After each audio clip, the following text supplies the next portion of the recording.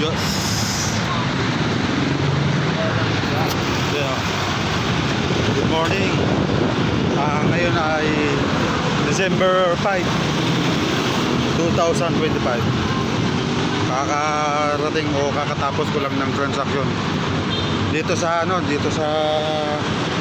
LED sa agency ko. Todo pasalamat ako kasi dahil sa agency na yon is wala naging aberya sa naging buhay ko sa loob ng ilang buwan. Pinaliwanag ko naman yung nangyari sa akin, then okay naman na lahat. Napanginayang nga daw kasi masipag naman daw ako at saka alam mo na. Pero back to reality life, ganun talaga ang buhay, di ba? Kapag hindi ka talaga nagre-react sa mga taong nagsusumbong sa iyo doon sa staff, malamang sa alamang sila ang paniniwalaan ng staff. Yun nga ang nangyari. Pero ganun talaga ang buhay. Ngayon, back to reality.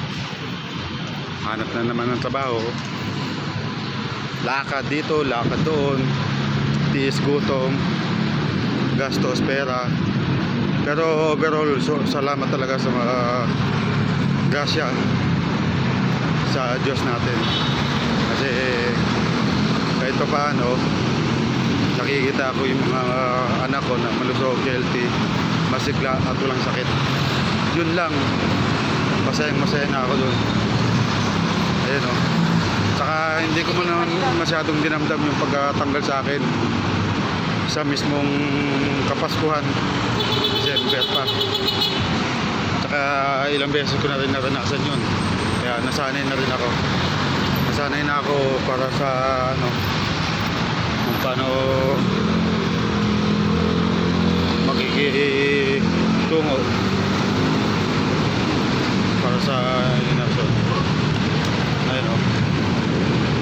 Lakad na naman, lakad na malayo. Dating gawain ko, naulit na naman, lakad na malayo. Lakad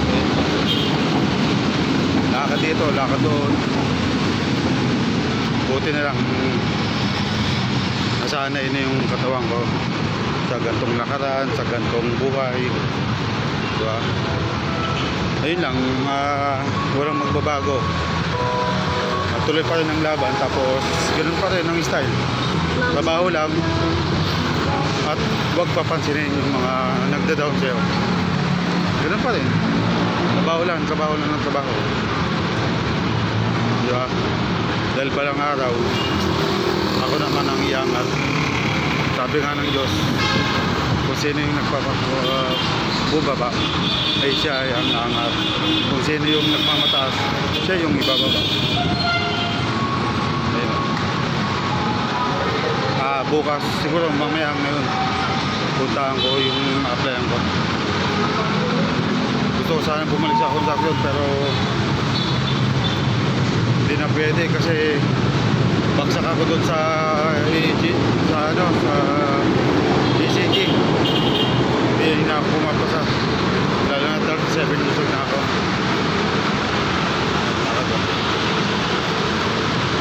Sakay na ako ng MRT.